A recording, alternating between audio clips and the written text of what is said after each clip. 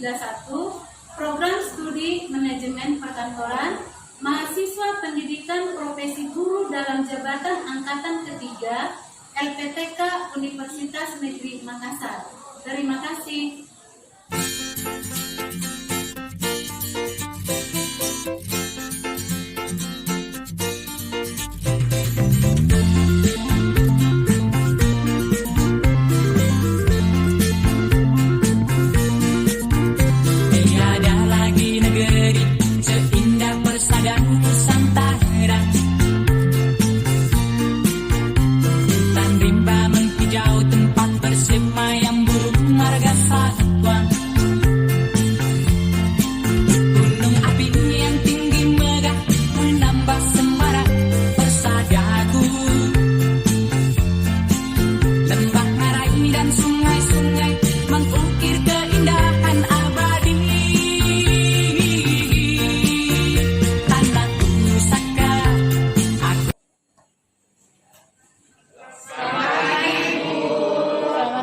Semuanya. Oke. Baik, anak-anak ibu sekalian, apa kabar hari ini? Baik, Bu. Sebelum kita memulai pembelajaran kita, Ibu akan meminta salah satu dari kalian untuk memimpin doa. Silakan ketua kelas, doanya dipimpin. Ya. Belum mulai pelajaran pada pagi hari ini, AKWK berdoa menurut agama yang percaya masing-masing. Doa mulai.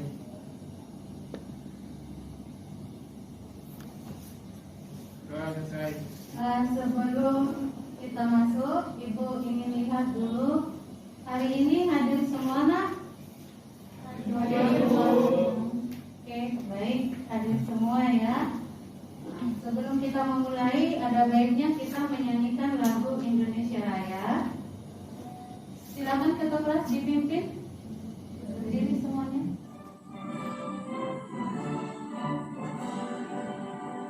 Indonesia tanah airku, tanahku darahku, di sanalah aku berdiri. Jadi bangun ibuku, Indonesia kebangsaanku, bangsa dan tanah airku. Marilah kita bersatu, Indonesia bersatu. Hiduplah tanahku, hiduplah negeriku, bangsaku, rakyatku semuanya. Bangunlah jiwanya, bangunlah warganya, untuk Indonesia Raya.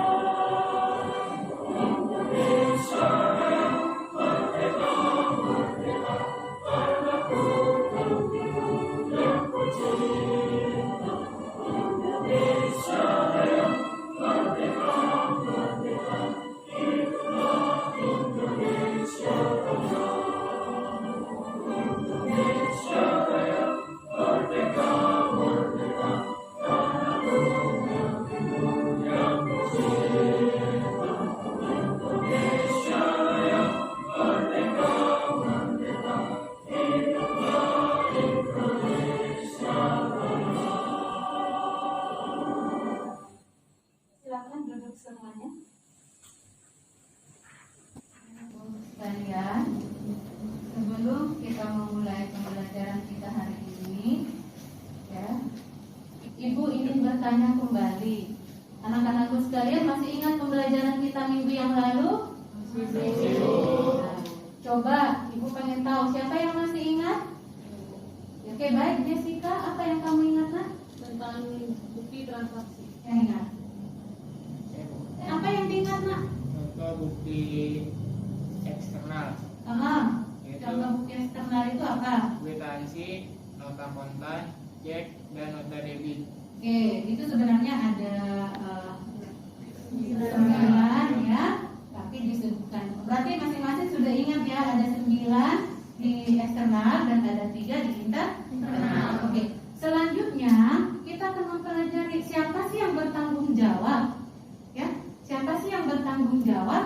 di dalam pengelolaan keuangan itu dengan bukti-bukti yang sudah ada. Nah, di sini materi kita hari ini adalah tentang pertanggungjawaban bendahara pembelajaran kita. Ya, apa yang mau kita lakukan hari ini? Yang mau kita lakukan hari ini adalah kita menggali pengetahuan tentang bendahara pemerintah. Kalaupun kita tahu ya bendahara itu bukan hanya di pemerintahan. Lalu kita juga akan melakukan kerja kelompok dan yang terakhir nanti mengerjakan latihan pembukuan kas umum. Tetapi untuk latihan pekerjaan kas umum ini nanti ini menjadi tugas yang kamu harus kan memberikan beberapa kata motivasi di dalam kamu belajar. Mulailah dari hal di mana kamu berada. Sekarang kamu berada di sekolah. Kita memulai dari sekolah. Lalu gunakan apa yang kamu miliki. Yang selanjutnya kita lakukan apa yang kita bisa. Nah, yang kita bisa saat ini adalah tentunya belajar. Belajar yang bagaimana? Belajar yang sungguh-sungguh. Oke, nah kita akan memperhatikan di sini tujuan pembelajaran kita di dalam tiga titik enam. Ya, di sini kita akan mempelajari. Setelah mempelajari dan melihat literasi nanti dari materi yang ibu bagi, lalu berdiskusi, terus presentase dari hasil diskusi. Nah, diharapkan anak-anak ibu sekalian mampu menganalisis pertanggungjawaban bendahara penerima dan bendahara pengeluaran dengan tepat dan percaya diri. Yang kedua, mampu menganalisis pertanggungjawaban tugas bendahara dengan tepat dan percaya diri. Dan yang ketiga, mampu membuat laporan pertanggungjawaban penerimaan dan pengeluaran dengan benar dan tepat dengan percaya diri. Inilah yang ingin diharapkan dari pembelajaran kita hari ini. Oke, semangat semua? Baik. Nah, kita lihat ya gambaran dari pembelajaran kita yang ada di materi kita hari ini. Di situ adalah tentang pertanggungjawaban bendahara dan di situ terlihat apa-apa yang mau kita pelajari. Nah, sejauh ini ibu ingin bertanya, kalau kita berbicara tentang bendahara, anak-anak ibu ada yang tahu tugas bendahara? Coba siapa yang tahu tugas bendahara itu apa? Atau sudah pernahkah kalian melihat bendahara? Di sekolah kita bendaharanya siapa? Bu Tuti. Ya. Nah, Bu Tuti tugasnya apa? Membuat laporan. Itu adalah tugas bendahara. Oke, jadi inilah nanti yang mau kita pelajari di dalam kegiatan kita hari ini. Sebelumnya kita amati dulu video pembelajaran. Melakukan perubahan dalam penyaluran anggaran transport ke daerah dan dana desa. Kemudian berharap perubahan skema tersebut akan diamati ya. Nanti ada beberapa pertanyaan yang muncul dari sini. Rupiah tidak terjadi lagi. Dalam penyalurannya nanti ada formula kinerja dana desa. Formula kinerja melengkapi syarat yang sudah ada, yaitu alokasi dasar, afirmasi, dan kinerja. Nominal rata-rata diterima per desa. Keuangannya ngapain? Iya, mengeluarkan anggaran ke desa. Nah, terus apa lagi yang begitu besar yang dimunculkan ke daerah? Nah, itulah yang akan dipertanggungjawabkan, yang akan dikerjakan nanti oleh bendahara. Jadi buat anak-anak ibu sekalian, untuk kamu amati, ya, untuk kamu amati, untuk kita bahas pembelajaran kita. Jadi silakan anak-anak ibu dibaca. Ini nak, tolong nak. Dibaca, diamati dulu materi kita ini. Baca, diperhatikan, ya. Nah, nanti dari pengamatan itu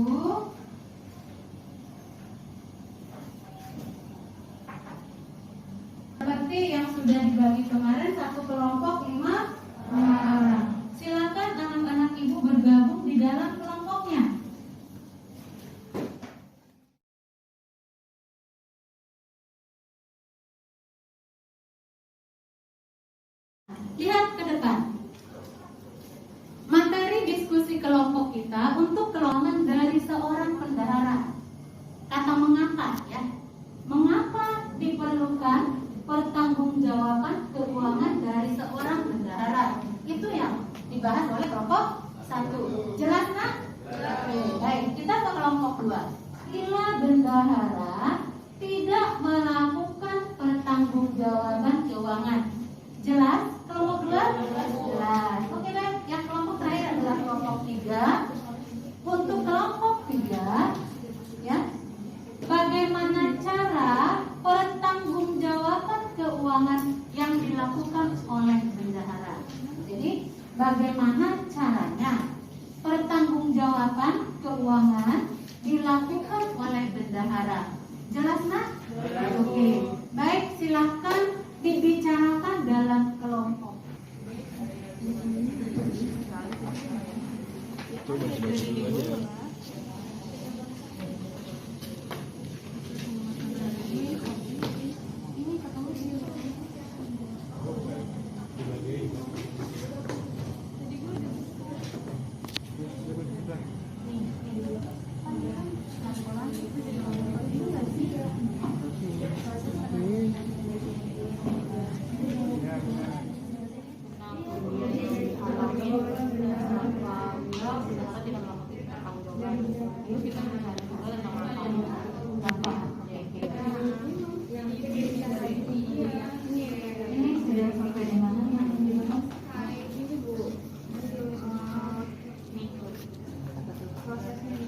Prosesnya sudah proses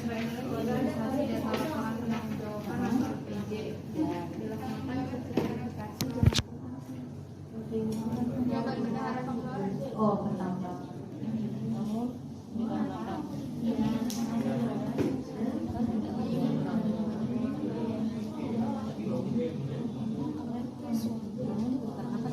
Ini yang embeding ini siapa yang itu? Ini gua nih yang kata kan bicara sanksi bagi yang belum menyampaikan LPJ sama dengan sanksi pada rekonsiliasi SAI. Itu ini kan penundaan penerbitan SP2D atas SPM UP atau TUP atau UP dan LS bendahara yang diajukan. Udah semua tiga-tiga. Manfaat udah ketemu, udah.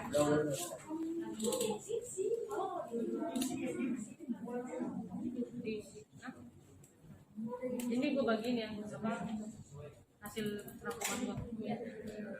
Atau nggak boleh?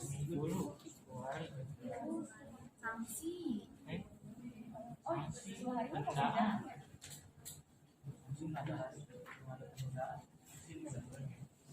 Berarti ini Abi, ini kan ikutin format dari PR 47 PP 2009. Kira-kira formatnya apa Bu? Pasti ditanya. Mana dari mana? Oh iya. Dari penggunaan anggaran atau kuasa penggunaan anggaran, bendahara penerimaan, bendahara pengeluaran dan orang atau badan yang menerima atau menguasai uang barang supaya membayar wajib yang diarahkan penata usaha sesuai dengan peraturan perundang-undangan. Sebelum mempresentasikan biar semangat semua, kita bikin dulu ya. Masih ingat yang kita tepuk semangat? Kalau masih ingat, mari kita lakukan. Tepuk semangat. Ini otak, ini hati, ini mulut, bilang semangat. Oke, kita ulang berdiri. Sekali lagi semuanya berdiri. Ya berdiri ya, semangat. Semangat. Tepuk semangat. Ini otak, ini hati, ini mulut, mau bilang semangat. Oke, berarti ada semangat semua, semangat kita melanjutkan pembelajaran kita. Ya, oke, baik. Untuk pertama mau menyampaikan presentasi hasil diskusinya, Ibu minta kelompok 1 untuk bersiap menyampaikan hasil diskusinya. Boleh hasil diskusinya dibacakan, Pak? Ya, mau di situ apa maju ke depan? Maju ke depan aja kali ya. Di situ saja. Oke, silakan. Berarti silakan kelompok yang lain memperhatikan temannya yang mau menyampaikan hasil diskusinya. Nanti juga ada yang maju ke depan. Silakan. Waalaikumsalam warahmatullahi wabarakatuh. Selamat pagi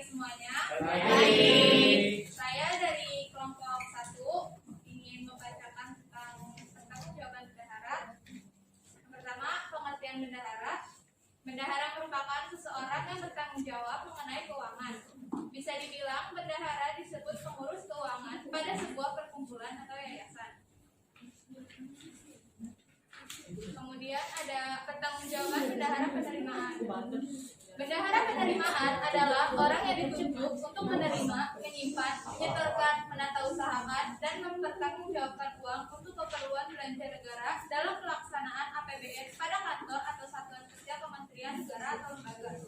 Bisa kita lihat dari pernyataan yang sudah kami paparkan sebelumnya bahwa bendahara pengelolaan keuangan negara memiliki pertanggungjawaban yang berbeda. Nah, jika kita kedua sektor tersebut tidak memiliki pertanggungjawaban yang sesuai, maka akan terjadi kekacauan dalam sistem keuangan sebuah negara. Lalu, jika kita membicarakan tentang pertanggungjawaban keuangan seorang bendahara dalam sebuah negara atau organisasi, kita bisa melihat bahwa seorang bendahara adalah pengatur sistem keuangan. Nah, dari paparan yang kami berikan, bisa kita tarik kesimpulan bahwa bendahara sangat memerlukan pertanggungjawaban keuangan dalam prakteknya. Pertanggungjawaban tersebut bisa menjadi pedoman untuk bendahara dalam menjalankan tugasnya. Seorang bendahara pada hakikatnya adalah pejabat fungsional dan tidak dapat dirangkap dengan jabatan apapun, karena mempunyai tanggung jawab yang besar dalam mengelola uang baik secara fisik maupun non fisik berupa rekening bendahara di bank atau biro pos. Sekian dari kelompok kami. Jika ada yang ingin bertanya, silakan. Siapa kira-kira yang mau memberikan pertanyaan? Saya. Oke, boleh silakan dari kelompok Jessica boleh duluan. Silakan, Nak. Saya mau nanya, apa itu laporan pertanggungjawaban bendahara? Apa itu laporan pertanggungjawaban bendahara? Baik, saya dari kelompok 3 yang bertanya, mengapa bendahara negara dibagi menjadi bendahara penerimaan dan pengeluaran? Baik, sebentar.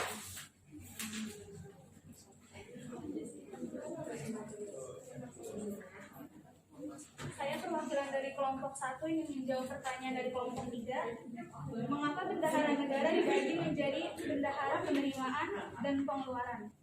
Karena dalam rangka mewujudkan tata kelola APBN yang efektif, efisien, dan kredibel. Selain itu juga sebagai pembagian tugas dari pengeluaran dan pemasukan. Kita lanjut ke kelompok 2. Boleh depan? Boleh, silakan.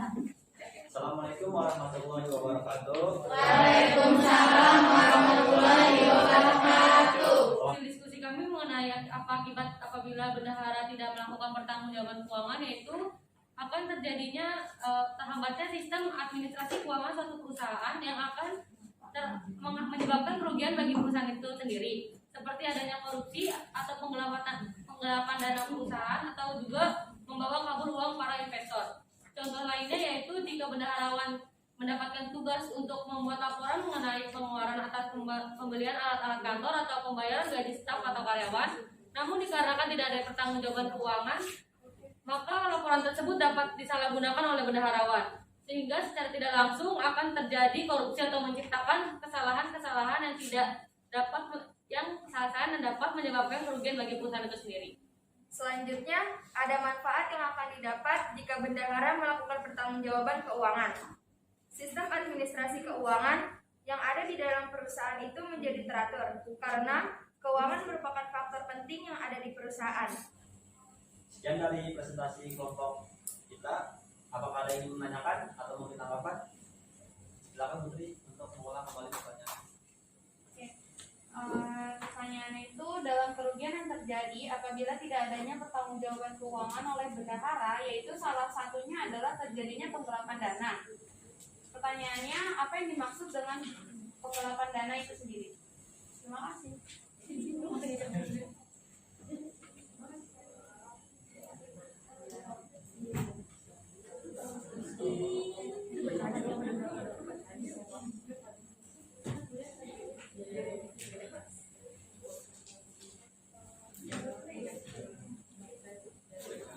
Sedangkan saya Ria Agustin dari kelompok 2 ingin menjawab pertanyaan dari kelompok 3. Penggelapan dana merupakan suatu tindakan tidak jujur dengan menyembunyikan barang atau harta orang lain yang dilakukan oleh satu orang atau lebih tanpa sepengetahuan pemilik barang dengan tujuan untuk mengalihkan hak milik seperti menguasai, mencuri, dan menggunakan tujuan lain. Terima kasih. Nah, ke kelompok 3. Ya, silakan kelompok 3. Assalamualaikum warahmatullahi wabarakatuh. Waalaikumsalam warahmatullahi wabarakatuh. Selamat pagi semuanya. Baik. Kami ingin memberikan hasil diskusi kami mengenai bagaimana bagaimana cara pertanggungjawaban keuangan yang dilakukan oleh bendahara? Saya akan membacakan cara pertanggungjawaban keuangan yang dilakukan oleh bendahara, yaitu ada proses rekonsiliasi data laporan pertanggungjawaban atau LPJ. Nah, proses rekonsiliasi data LPJ ini dilaksanakan di seksi verifikasi dan akuntansi atau seksi vera. Proses ini dilakukan setiap awal bulan antara Satker dengan KPPN dengan batas waktu 10 hari kerja setelah bulan bersangkutan berakhir. Jika sampai batas waktu tersebut belum melaksanakan, maka akan dikenakan peringatan dengan batas waktu 5 hari sejak dikeluarkan surat teguran penyampaian LPJ atau sanksi.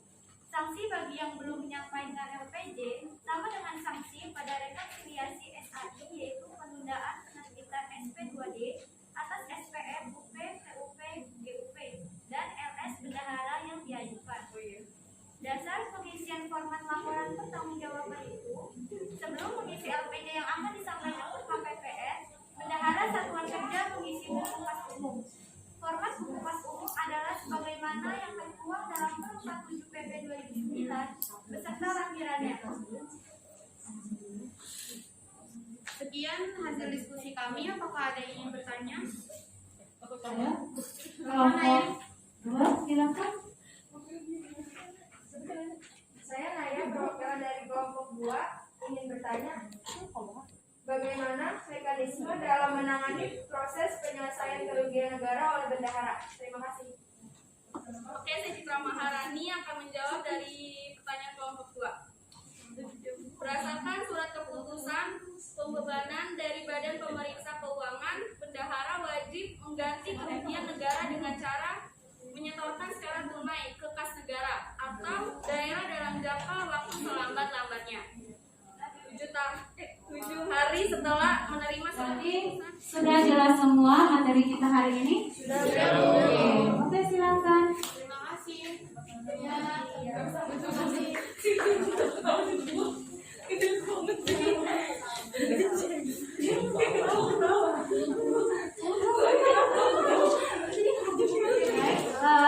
Terima kasih untuk presentasi yang luar biasa dari setiap kelompok yang sudah memaparkan hasil diskusinya. Oke.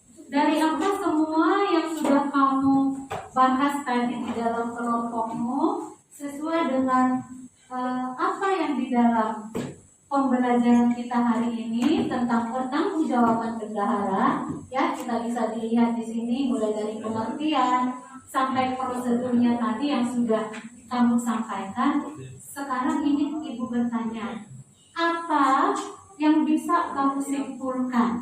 Atau kira-kira siapa sih yang bisa menyimpulkan pembelajaran kita hari ini? Coba siapa yang mau menyimpulkan pembelajaran kita hari ini?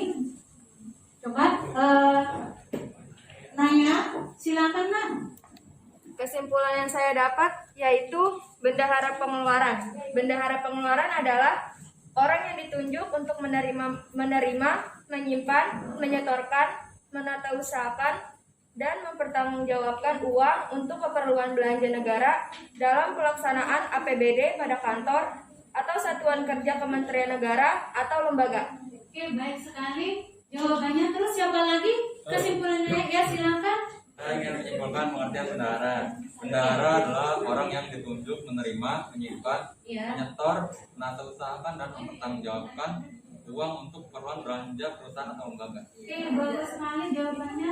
Terus kesimpulan yang mungkin tidak dari kesimpulan mereka berdua tadi, kira-kira siapa lagi yang bisa menyimpulkan? Siapa? Ya, silakan Nak. Tugas bendahara adalah menyusun laporan pertanggungjawaban atas keuangan yang telah diterima dan telah dibelanjakan untuk keperluan kelangsungan perusahaan atau lembaga. Oke, ada lagi yang mau menyimpulkan? Ya, silakan Nak. Bendahara penerimaan adalah orang yang ditunjuk untuk menerima, menyimpan, menyetorkan, menatausahakan, dan mempertanggungjawabkan uang untuk keperluan belanja negara dalam pelaksanaan APBN pada kantor atau satuan kerja Kementerian Negara atau lembaga. Oke, ada lagi satu lagi mungkin? Ya, silakan. Dari bendahara. Boleh. Menyusun laporan pertanggungjawaban itu yang pertama, dan yang kedua dan terakhir, laporan disusun berdasarkan buku kas umum, buku bukuan pembantu, dan buku pengawasan Oke, baik.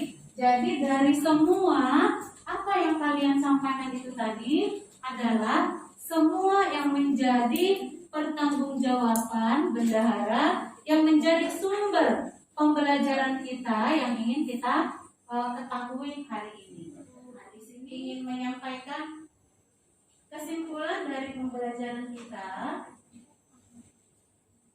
Ya, kesimpulan dari pembelajaran kita itu yang pertama adalah boleh dibaca. Siapa yang mau membaca? Ya, silakan Jessica, silakan dibaca. Kesimpulan. Bendahara adalah orang yang ditunjuk menerima, menyimpan, menyetor, menatausahakan dan mempertanggungjawabkan uang untuk keperluan belajar perusahaan ataupun lembaga. Tugas bendahara adalah menyusun laporan pertanggungjawaban atas keuangan yang telah diterima dan telah dibelanjakan untuk keperluan kelangsungan perusahaan atau lembaga.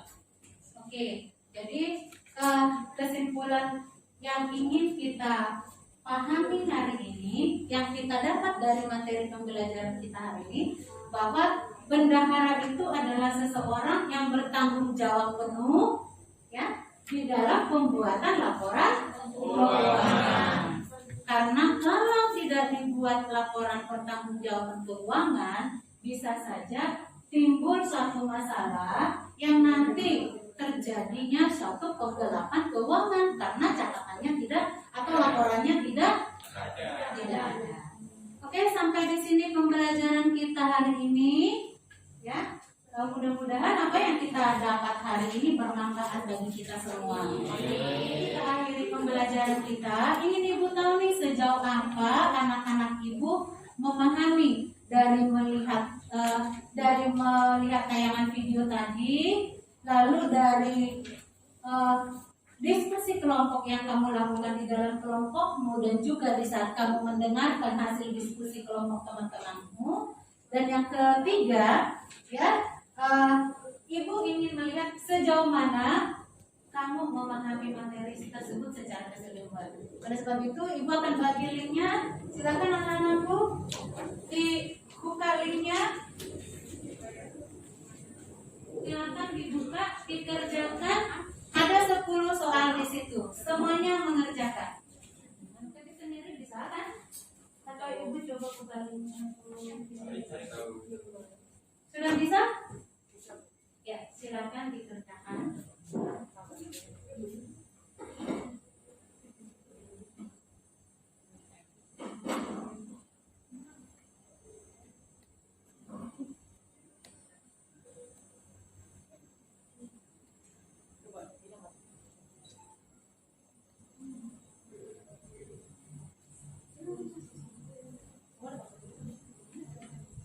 Diisi masing-masing ya, tidak diskusi. Tadi sudah berdiskusi.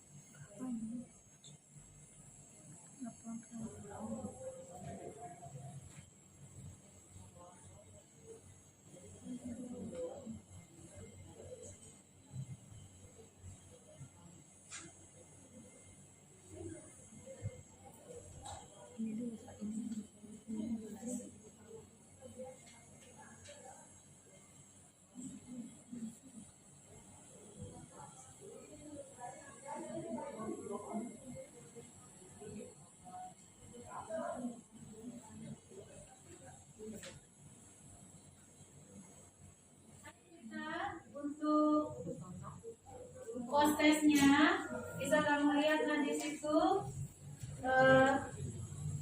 rata-rata 75,5 ya, berarti sudah hampir mencapai KKM anak-anak ibu semuanya. Ya, ini nilai kita. Oke? Nah, sekarang kita lihat apa yang mau kita pelajari minggu depan. Orang buku kas umum berdasarkan transaksi keuangan. Nah, keuangan desa dalam bentuk buku kas umum. Oke, sebelum kita mengakhiri pembelajaran kita, hari ini kata motivasi yang ingin Ibu berikan pada pagi hari ini buat kalian semua adalah kamu mungkin akan kecewa ketika kamu gagal. Tetapi kamu akan binasa kalau kamu tidak mau mencoba. Jadi kegagalan adalah suatu hal yang membuat kita ingin sukses. Asal kita mencoba dan berusaha.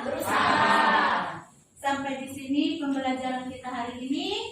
Ibu akhiri. Sebelum kita akhiri, untuk kita pulang, silakan anak ibu pimpin doa terlebih dahulu. Ya, sebelum mengakhiri pembelajaran pada pagi hari ini, langkah baiknya berdoa menurut agama dan kepercayaan masing-masing. Doa dimulai. Doa bersama. Selamat pagi, Bu.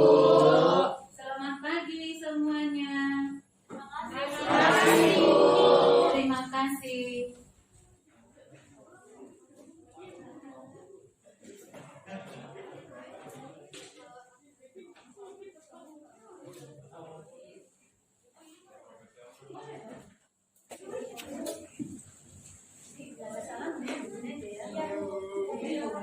Hati-hati di jalan ya. Langsung pulang, jangan ada yang berkerumun.